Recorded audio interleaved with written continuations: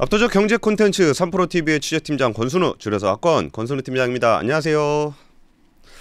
오늘은 압권 기업의 발견 시간입니다. 그 기업의 세세한 속내를 들여다보고 그와 관련된 산업 생태계가 어떻게 돌아가고 있는지에 대해서 알아보는 시간인데요.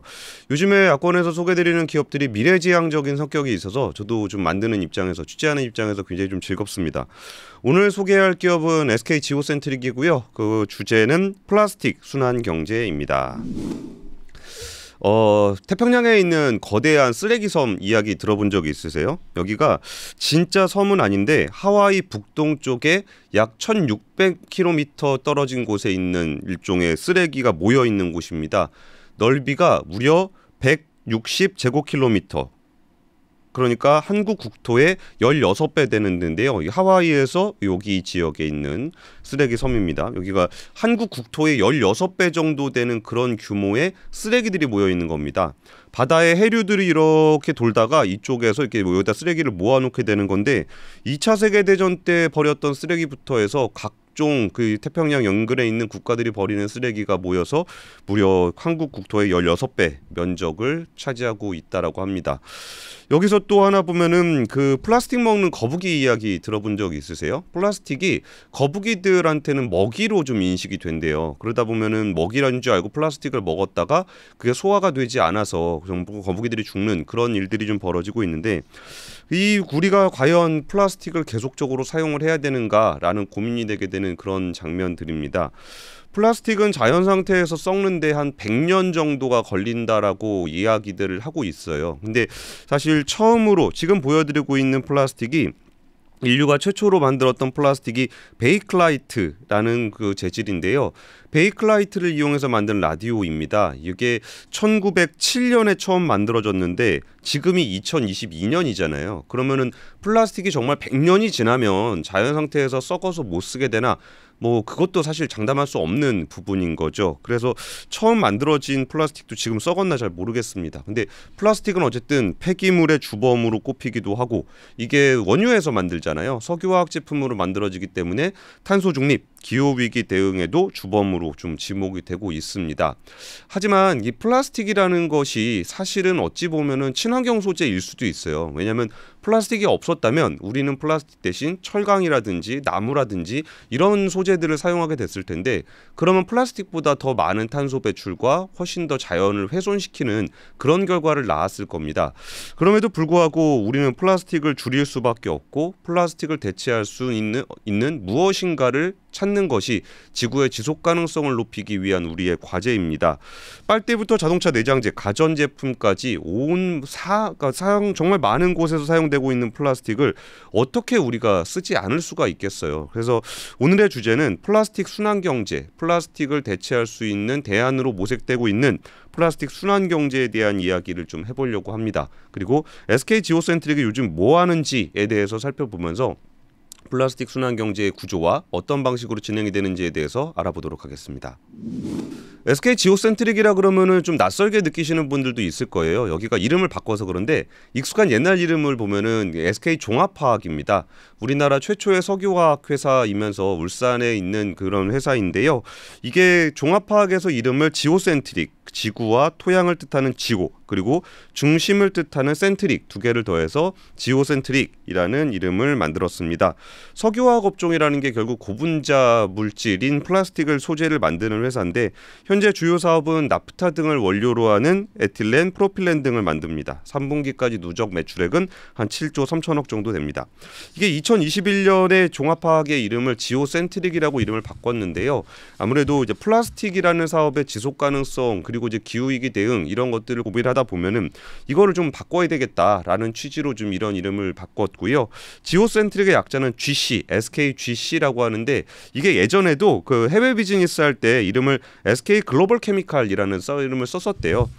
그러다 보니까 SK 지오센트릭이라는 이름을 하게 되면은 해외 사업을 할 때도 GC라고 해서 불편함을 없앴다라는 후문이 있습니다.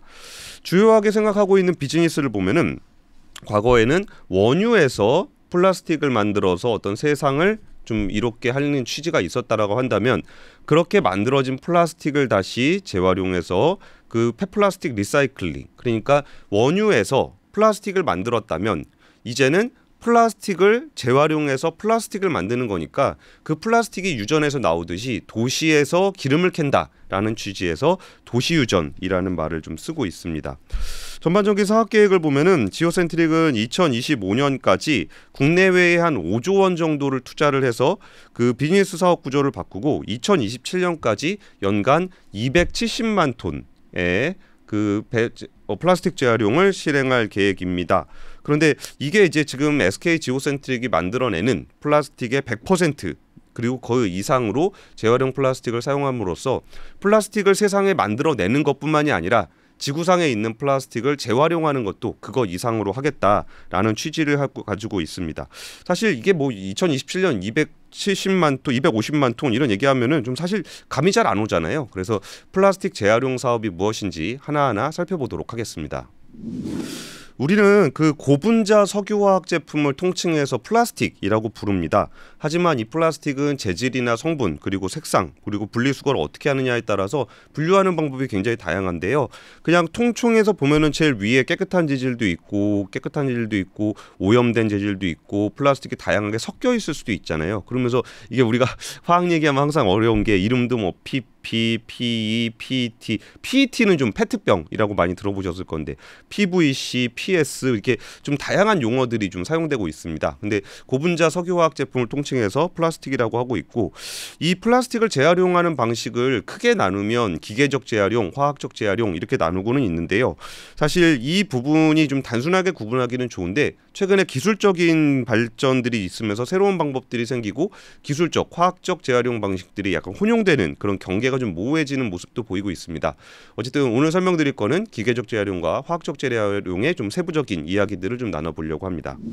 일단 기계적 재활용은 일단 파쇄를 하는 거예요. 페트병이 있다 그러면은 세척을 하고 파쇄를 해서 펠릿이라는 형식으로 굉장히 잘게 쪼개는 그런 방식입니다. 그러면서 이제 플라스틱 조각을 만들어서 그 플라스틱 조각을 다시 조합을 해서 플라스틱을 만드는 방식인데요. 이게 뭐 페트병 5개 정도가 되면은 성인 티셔츠 한 장 이거 섬유로 다시 만드는 그런 방식도 있고 이거를 페트병으로 다시 만드는 방식도 있습니다. 이게 근데 사실 이게 재활용을 할 때 기계적으로 재활용하게 되면은 공정 단계가 좀 단순하기 때문에 지금 대다수의 어떤 플라스틱 재활용은 이 기계적 재활용 방식을 사용하고 있습니다. 그런데 이제 플라스틱이라는 게 이게 딱 단일 재질로 돼 있는 것도 아니고 이거를 좀 오염이 좀 되잖아요. 플라스틱이 아무래도 좀 다른 폐기물들하고 섞이다 보면 오염이 될 수도 있고 그러다 보면은 이게 기계적 재활용만 하기에는 좀 한계가 있습니다. 뭐 식품 용기 같은 경우는 음식물이 묻어 있는데 이거를 그냥 기계적으로 재활용을 해서 예를 들어서 고급 화장품의 어떤 플라스틱 용기로 사용한다거나 그러면은 이게 진짜 그 고급 화장품의 향기에 뭐 김치 냄새가 묻어나거나 이러면 안 되잖아요. 그러다 보니까 기계적 재활용 방식이 좀 공정 자체는 좀 단순하긴 한데 다양한 재질이 섞이거나 오염이 된 경우에는 원래 상태로 되돌리기는 좀 어렵습니다. 그래서 일단 이 기계적 재활용을 잘하기 위해서는 수거 선별을 잘 해야 하고 그에 앞서서 좀 재질이 다양하면은 이거를 좀 재활용을 하기가 좀 어렵기 때문에 제조 단계부터 처음 만들 때부터 재질을 좀 단순하게 해서 이거를 분리수거를 해가지고 다시 재활용을 할 때 좀 용이하게끔 제품을 설계하는 그런 노력들도 필요해 보입니다. 그리고 기계적 재활용이라고 하더라도 그거를 다 폐플라스틱의 원재료만 가지고 만드는 건 아니거든요. 그래서 좀 석유화학에서 만든 재질을 이렇게 섞어서 쓰게 되는데 그 섞을 때 비율이라든지 어떻게 압착을 하거나 온도를 어떻게 관리하느냐에 따라서 어떤 재질의 플라스틱을 만들 수 있는지가 좀 다릅니다. 그래서 기계적 재활용 같은 경우도 좀 더 기술이 고도화될 필요가 있고 또 이 기계적 재활용을 거친 상태에서도 소비자, 플라스틱을 사용하는 소비자들이 원하는 재질을 좀 더 고품질로 만들어 주려면 그 기계적 재활용 분야에서도 기술적인 발전 노력들이 좀 필요한 상황입니다. 화학적 재활용도 있는데요. 화학적 재활용은 기존에 사용했던 플라스틱을 화학적인 절차를 거쳐서 원재료 수준으로 돌리는 그런 기술입니다. 원재료 수준으로 돌리게 되면은 플라스틱을 만드는 것과 똑같기 때문에 고품질의 플라스틱을 다시 재활용해서 만들 수 있다라는 점이 장점입니다. 그런데 이게 참 가장 좋은 기술이긴 한데 경제성이 좀 문제가 됩니다. 이게 원유에서 새로운 플라스틱을 만드는 것보다 폐플라스틱을 재활용하는 게 더 비쌉니다. 우리가 일반적으로 생각해 보면은 아니 뭐 재활용품이면 원래 쓰던 거 버리는 거 다시 쓰는 거니까 좀 더 싸지 않을까라고 좀 생각을 해볼 수 있을 것 같은데요. 사실 원유에서 새로 플라스틱을 만드는 거는 공정이 좀 단순하기 때문에 오히려 비용이 좀 적게 들고 재활용 플라스틱 같은 경우는 이걸 다시 수거 선별하고 이걸 다시 화학적으로 분해를 해서 원재료를 다시 만들어야 되기 때문에 경제성 측면에서는 좀 불리한 측면이 있습니다. 그러다 보니까 기계적 재활용을 대부분 했던 이유가 이 비용적인 측면에 문제가 좀 있다는 것이었습니다. 그런데 우리가 화학적 재활용을 하려는 이유는 기계적 재활용을 해서는 원래 품질의 그 플라스틱을 만들기도 어렵고 기존에 있는 플라스틱들을 모두 다 기계적 재활용을 할 수도 없고 그러니까 오히려 완벽한 형태의 재활용을 하기 위해서는 화학적 재활용이 불가피하기 때문에 이 부분에 대한 화학적 재활용 기술들이 좀 관심을 많이 받고 있는 겁니다. 그래서 그 지오센트릭이 현재 추진하고 있는 화학적 재활용 기술은 세 가지라고 볼 수 있는데요. 처음에는 이제 고순도 PP를 뽑아내는 기술입니다. PP는 프로필렌, 폴리프로필렌, PP. 우리가 이 화학 이름은 좀 어렵긴 한데 이 화학적으로 사용하는 폴리프로필렌, PP는 자동차 내장재라든지 가전제품이라든지 식품용품, 식품용기, 생활용품 이게 폭넓게 사용이 되면서 전체 플라스틱 사유의 25%를 차지할 정도로 굉장히 광범위하게 사용되는 소재입니다. 그런데 이거를 초임계 추출 방식, 좀 내용이 좀 어려운데 특수한 고온 고압 조건을 갖춘 화학 공정을 통해서 재활용을 하는 방식이래요. 근데 지금 SK 지오센트릭이 협업하고 있는 회사는 퓨어사이클이라는 회사인데요. 이 퓨어사이클이 이제 솔벤트 방식으로 PP를 추출을 하는데 이렇게 추출을 하게 되면은 굉장히 고순도, 처음 만들었을 때와 거의 동일한 수준의 PP를 뽑아낼 수 있다라고 합니다. 그래서 과거에 PP를 재활용을 하게 되면은 이렇게 색깔도 좀 안 좋고 이렇게 되는데 이 색깔이 안 좋은 거는 기존에 있는 색상들, 우리가 물감을 섞으면 예쁜 빨간색과 예쁜 파란색, 예쁜 녹색을 섞어도 정말 이게 좀 지저분한 색깔이 나오잖아요. 그런데 그거를 고순도로 이렇게 깨끗한 원래 상태의 PP를 뽑아낼 수 있는 그런 기술을 가지고 있습니다. 그래서 그 SK 지오센트릭 같은 경우는 미국의 플라스틱 재활용 업체 퓨어사이클에 680억 원을 투자를 해서 지분을 사고 그 기술을 가지고 이제 플랜트를 만드는 그런 작업들을 좀 진행을 하고 있는 겁니다. 이 방식을 사용하게 되면은 불순물 제거도 할 수 있고 아예 냄새까지 제거가 되기 때문에 우리가 정말 퓨어하게 케미칼을 하는 것과 동일한 수준의 품질의 PP를 뽑아낼 수 있는 그런 기술이라고 합니다. 두 번째는 해중압이라는 방식인데요. 이게 고분자 플라스틱 같은 경우는 이제 분자가 이게 덩어리로 이렇게 뭉쳐 있다라고 생각하시면 될 것 같아요. 근데 이렇게 뭉쳐 있는 그런 중압돼 있는 플라스틱을 해체시킨다. 그래서 해중압이라는 표현을 쓰는데요. 이것도 이제 기초 원료 수준으로 이게 막 모여 있는 플라스틱을 탁탁탁 쪼개 가지고 해중압 방식으로 플라스틱을 만드는 건데 이거는 페트의 고분자를 해체해서 원료 물질 수준으로 회귀를 시키는 겁니다. 여기에 대해서 기술을 가지고 있는 대표적인 회사는 루프 인더스트리라는 회사인데요. 여기에 회사 지분도 SK 지오센트릭이 10% 정도 인수를 해서 관련한 플랜트를 좀 짓고 있습니다. 그런데 이 페트 방식, 해중압된 페트 방식을 사용하게 되면은 아까 고순도 PP와 마찬가지로 굉장히 품질이 고품질의 플라스틱 페트를 다시 만들 수 있기 때문에 이거는 에비앙이라고 이제 생수 회사잖아요. 그러니까 생수는 정말 깨끗함이 생명인데 여기에 루프의 기술을 적용해서 만든 그 해중압 페트로 생수병을 다시 재활용하는 이런 모습입니다. 그래서 생수병을 사용할 수 있을 정도로 굉장히 깨끗한 페트병을 다시 만들 수 있는 기술이 해중압 기술이고 이 기술을 적용해서 또 플랜트를 만들 계획입니다. 사실 제일 어려운 방식이 이제 복합 재질이라고 볼 수 있는데요. 플라스틱이 이제 다양한 플라스틱이 섞여 있거나 아니면 색깔이 많이 들어가 있거나 아니면 오염돼 있거나 이렇게 되면은 플라스틱 재활용하는 것이 거의 불가능합니다. 그래서 분리수거장에서 분리수거를 하더라도 정말 양질의 플라스틱 같은 경우는 재활용을 하는데 상당수 절반 이상의 플라스틱은 분리수거를 못하고 있는 게 현실입니다.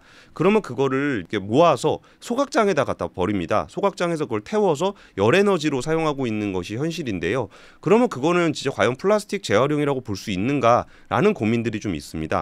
이렇게 좀 재활용이 굉장히 어려운 플라스틱 같은 경우는 무산소 상태에서 굉장히 높은 온도로 가열을 하게 되면은 열분해 유, 기름 형식으로 나오게 되는 거예요. 그래서 현재도 열분해를 하는 업체가 국내에도 좀 있긴 있는데요. 그렇게 뭐 대규모로 처리할 수 있는 그런 설비까지는 아닌데 열분해유를 사용해서 뭐 난방에 사용을 한다거나 그런 기술들이 좀 일부 있습니다. SK 에코플랜트 같은 경우는 이렇게 복합 재질의 분리수거가 불가능한 플라스틱들을 모아서 열분해에서 열분해 유만 만드는 게 아니라 여기가 석유화학에 대한 기술을 가지고 있잖아요. 그래서 후처리를 통해서 열분해 유를 정제유로 다시 만들고 그러면 이제 원유와 비슷한 상태의 정제유로 다시 만들어서 이거를 석유화학 공정에 다시 투입을 해서 이거를 정말 다시 플라스틱으로 만들 수 있는 이런 기술들을 가지고 지금 준비를 하고 있습니다. 지금 대전 유성구에 열분해 유 후처리 설증 설비를 만들었는데요. 이거는 국내에서 최초로 환경부의 인증을 받은 사업입니다. 그래서 이게 복합 재질에서 이게 소각을 해야 되는 것들을 열분해를 하더라도 이걸 난방용 정도로밖에 사용할 수 없는 그런 그 플라스틱들을 다시 정제를 해서 다시 공정에 투입해서 플라스틱을 만드는 이런 세 가지 화학적 재활용 기술들을 접목하고 있습니다. 그래서 이렇게 크게 다시 한번 보시면은 기계적 재활용이 필요한 부분들은 이제 기계적 리사이클링을 하고 이게 좀 오염돼 있지만 단일 재질로 돼 있는 PP 같은 경우에는 솔벤트 방식, 초임계 추출 방식으로 고순도의 PP를 뽑아내는 거고요. 이 페트 같은 경우는 해중합 기술을 이용해서 다시 고순도, 뭐 생수병을 만들 수 있을 정도 수준의 해중합 방식으로 고품질의 재활용 플라스틱을 만들어내고요. 기존 방식으로 리사이클이 불가능한 거는 이거를 이제 열분해 유로 만들고 그걸 다시 정제해서 석유화학 제품으로 만드는 그런 세 가지 방식을 준비하고 있습니다. 이런 기술들이 있음에도 불구하고 아직까지 화학적 재활용 사업자들이 이렇게 상용화되지 않았던 거는 아무래도 비용 문제가 좀 있어요. 이게 그 아까 설명드렸던 것처럼 이런 그 화학적 재활용을 하게 되면 굉장히 대규모 프로젝트, 그러니까 대규모 투자가 필요하고 대규모 설비가 필요한데 사실 그 퓨어하게 석유에서 뽑아내는 플라스틱에 비해서 재활용 플라스틱이 더 비싸기 때문에 경제성을 확보할 수가 없었습니다. 그래서 일부 보조금을 받아서 하고 있는 일부 작은 사업장들은 있지만 정말 대규모로 플라스틱을 처리할 수 있는 설비는 없었던 거죠. 그리고 이렇게 대규모로 플라스틱을 재활용할 수 있는 설비가 없다 보니까 대부분 소각을 해서 소각을 하게 되면 아무래도 오염 문제도 생기고 하잖아요. 근데 이거를 그럼 과연 앞으로는 어떤 시장이 펼쳐질까? 무엇을 기대하고 어떤 시장이 있기 때문에 이렇게 막 5조 원을 투자해서 이런 걸 하겠다고 하는 걸까라는 부분들은 아무래도 좀 환경 규제적인 측면들이 좀 있습니다.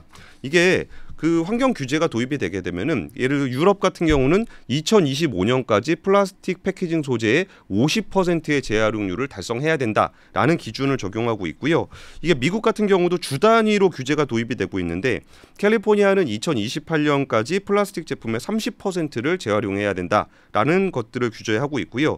우리나라 같은 경우는 현재 종이나 이제 그 유리, 철에만 적용되고 있는 재생 원료 의무 제도가 단계적으로 확대가 되고 30년이 되면 재생 원료 사용 비율을 30%까지 높여야 됩니다.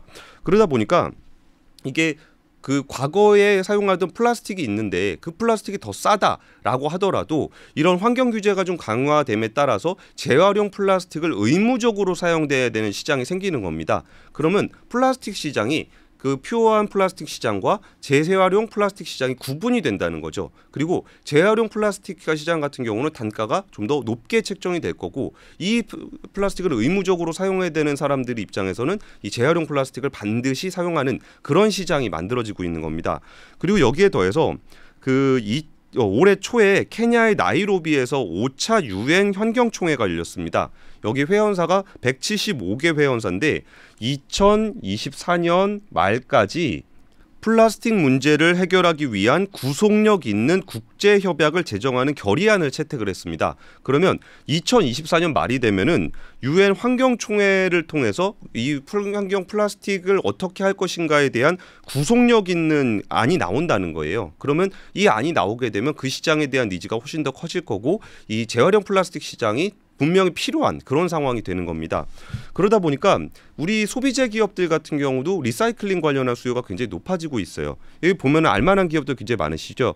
코카콜라도 있고 펩시, 네슬레, 월마트 로레알, P&G 이런 소비재 기업들은 여기서 지금 현재 사용하고 있는 리사이클링 그 재활용 플라스틱을 사용하는 비중을 25년 기준으로 혹은 뭐 굉장히 높여가는 모습들을 좀 보실 수가 있을 거예요.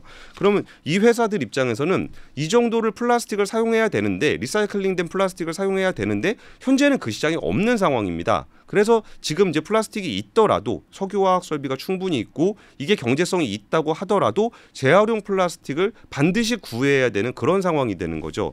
그러다 보니까 맥킨지가 분석한 내용들을 보니까 2025년이 되면은 재활용 플라스틱이 9,600만 톤이 필요하게 될 것이다. 그 소비재들이 원하다 보니까 이 소비재 기업들이 우리는 2025년까지 이 정도를 달성할 거라고 얘기를 하고 있는데 실제로 생산될 거라고 보이는 것들은 2,700만 톤밖에 안 되는 거예요. 그러면 약 6,900만 톤의 재활용 플라스틱 공급 부족 현상이 나타날 거라는 겁니다. 그리고 2030년이 되면은 1억 6,500만 톤의 재활용 플라스틱을 시장이 원하는데 실제 공급되는 플라스틱은 4,500만 톤. 리사이클링 플라스틱이 4,500만 톤밖에 안 나온다는 거예요. 그러면 공급 부족이 한 1억 2천만 톤 정도 공급 부족이 나타날 거라는 거고, 그럼 이 공급 부족을 해소하기 위한 방법은 뭐 시장 원리에 따라서 재활용 플라스틱의 가격을 좀 더 높게 형성할 수밖에 없는 상황이 된다는 거죠.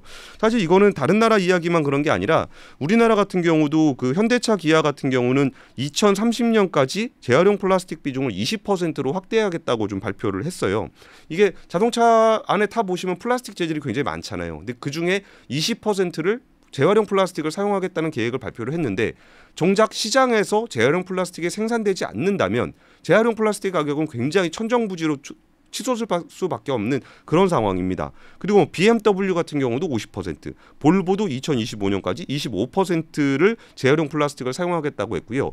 삼성전자 같은 경우는 2025년까지 모든 가전제품에 재활용 소재를 사용하겠다라고 발표를 했습니다. 그래서 그리고 의류회사인 유니레버, 룰루레몬도 2025년까지 각각 25%, 75% 이렇게 정말 소비재 기업들은 뭐 소비자들이 일단 친환경 소비를 선호하고 환경 규제가 강화되고 그러다 보니까 점점 더 그런 계획들을 많이 발표를 하고 있는데 정작 재활용 플라스틱을 만들어야 되는 그런 석유화학 회사들의 어떤 공급을 하고 있는 투자는 지금 현재로서는 굉장히 미미한 수준이라는 거죠.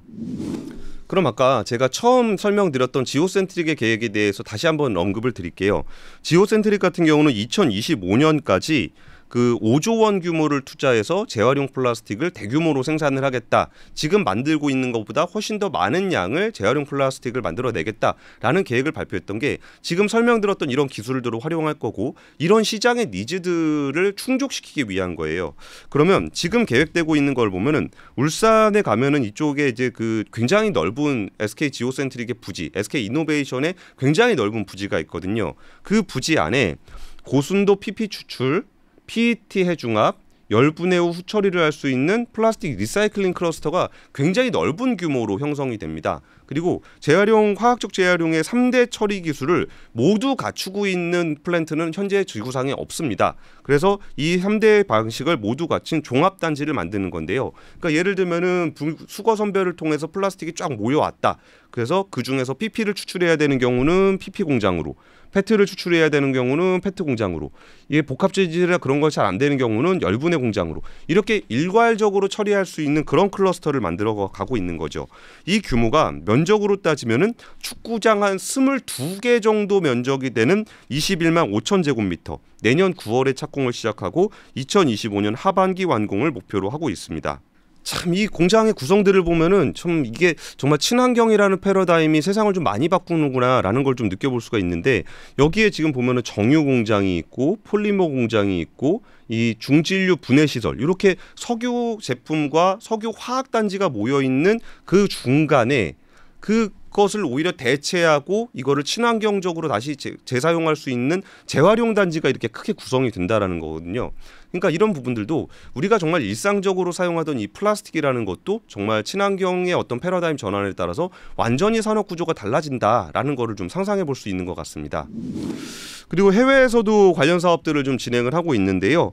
이 해외에서 사용되고 있는 거는 이제 프랑스의 환경 기업 수에즈와 함께 유럽에 연간 7만 톤 규모의 재활용 플라스틱 생산 공장을 짓고 있습니다. 이거는 이제 모델입니다. 현재 있는 공장은 아닌데요. 이 공장을 짓고 있는 거는 수에즈, 프랑스의 수에즈라는 친환경 기업인데 수에즈 같은 경우는 유럽에서 폐기물 처리 네트워크를 굉장히 공고하게 가지고 있는 업체이기 때문에 뭐 프랑스라든지 네덜란드, 독일 같은 곳에서 플라스틱을 수거를 하고 그러면 루프의 기술을 활용해서 SK 지오센트릭이 만든 공장에서 이거를 재활용하는 그런 프로젝트를 함께 진행을 하고 있습니다. 그리고 여기에 더해서 전 세계에서 가장 많은 가전제품을 판매하고 있는 회사가 중국의 하이얼이거든요. 하이얼이 가전제품을 굉장히 많이 만들고 있기 때문에 이 하이얼하고 업무 협약을 맺어서 폐플라스틱을 공급받아서 중국 을 비롯한 해외 사업 확장을 지금 진행을 하고 있습니다. 뭐 플라스틱이 나오는 곳이라면 어디서든 이걸 피딩을 받아서 재활용 플라스틱을 만드는 그런 계획들을 가지고 있는 거죠.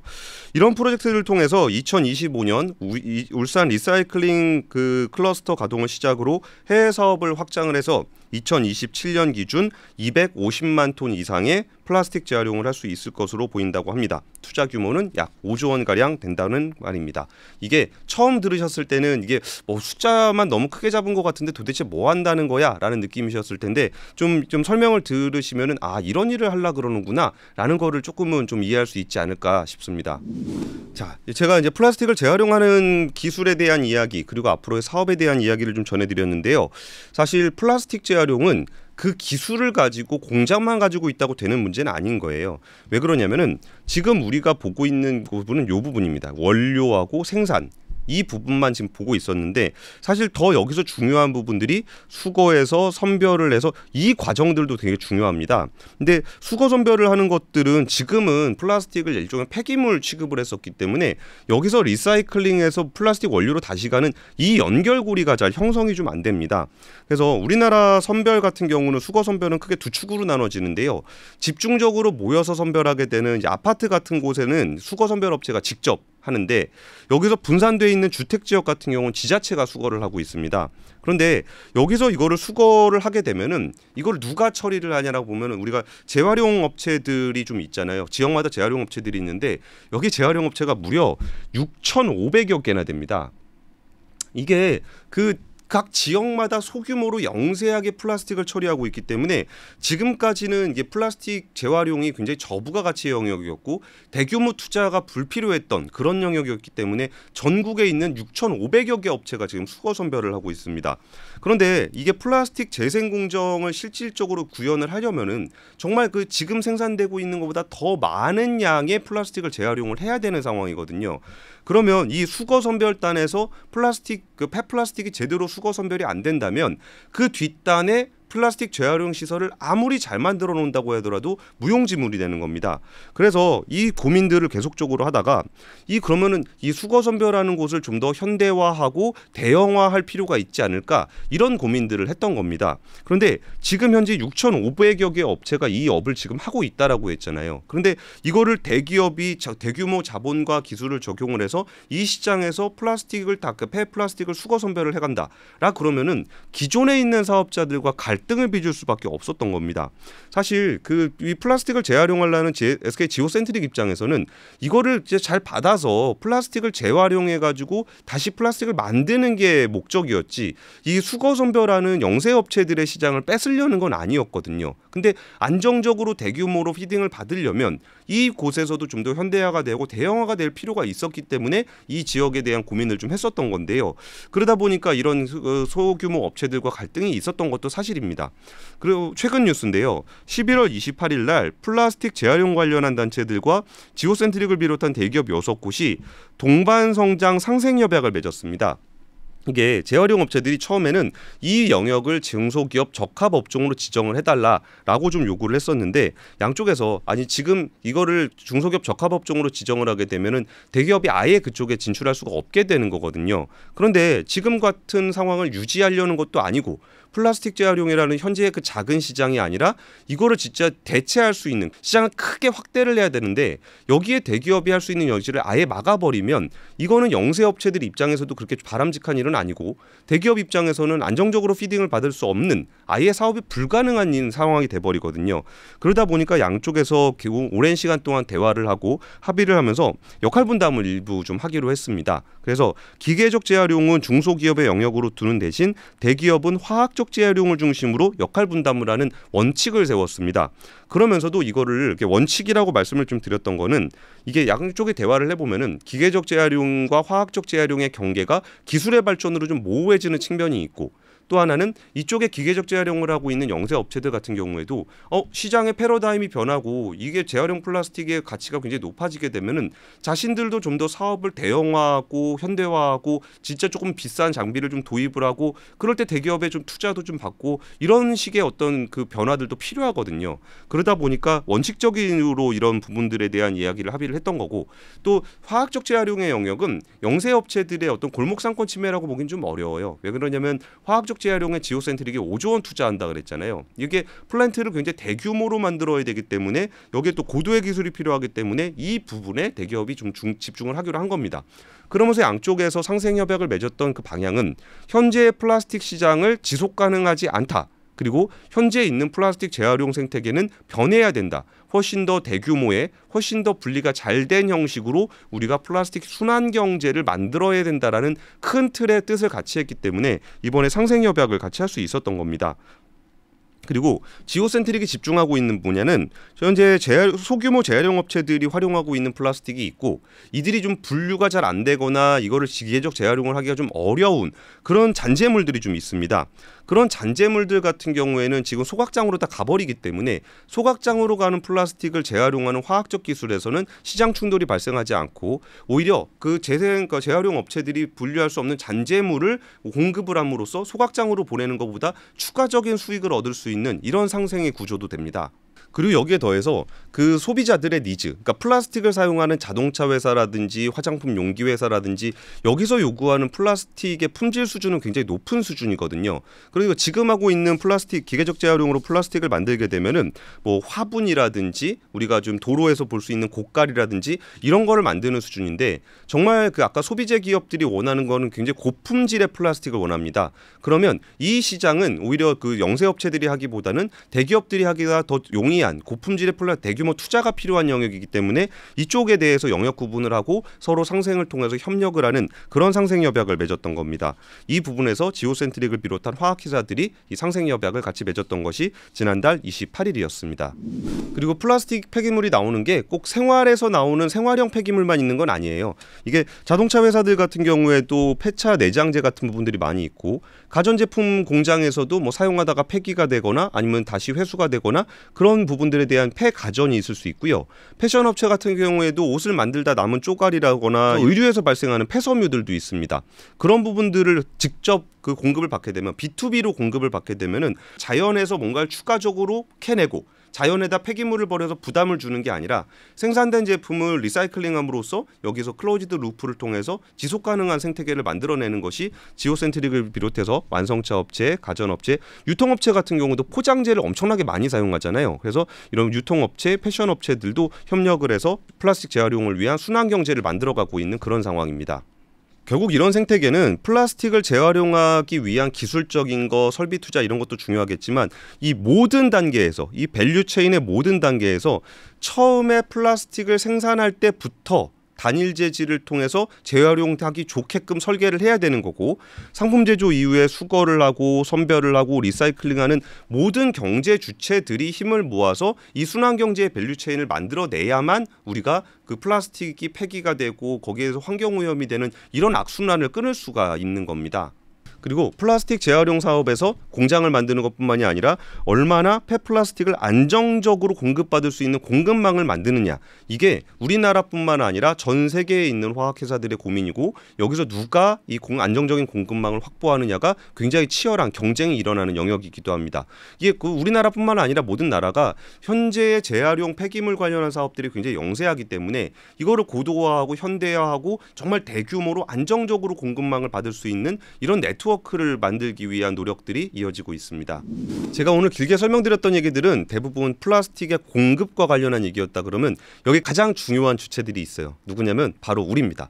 플라스틱을 지금 현재 사용하고 있는 소비자들이 이 제품을 사용할 때 이게 석유에서 만든 플라스틱이네, 탄소 배출이 많이 되고 여기에 뭐 폐기가 될 수 있는 그런 플라스틱이네라고 생각하는 것을 인식하고 친환경 소재로 만든 제품을 좀 더 선호하는 소비자들의 기호, 소비자들의 선호도가 바뀔 때 이렇게 우리가 좀 인류의 골칫거리인 플라스틱 폐기물 을 없애고 정말 그 재활용 플라스틱의 순환경제 생태계를 완성해 나갈 수 있지 않을까 싶습니다. 오늘은 SK 지오센트릭의 사업에 대한 이야기를 보면서 플라스틱 재활용, 플라스틱 순환경제에 대한 이야기를 나눠봤습니다. 저는 이런 얘기를 들으면 굉장히 좀 가슴이 좀 설레요. 이게 진짜 우리가 뭐 항상 이거 플라스틱 빨대를 사용하면서 느꼈던 어떤 마음의 부담이라든지 이런 거 없이 우리 인류가, 우리 아이들이 영원히 살아갈 수 있는 지속 가능한 그런 지구를 만드는 사업에 기업과 정부와 소비자 이런 모든 주체들이 함께 움직이고 있다는 게 정말 이런 미래들이 현실화되면 좀 더 지금보다 좀 더 나은 미래가 되지 않을까라는 기대가 있습니다. 오늘 준비한 압권 기업의 발견 시간은 여기까지입니다. 지금까지 권순우 팀장이었습니다. 감사합니다.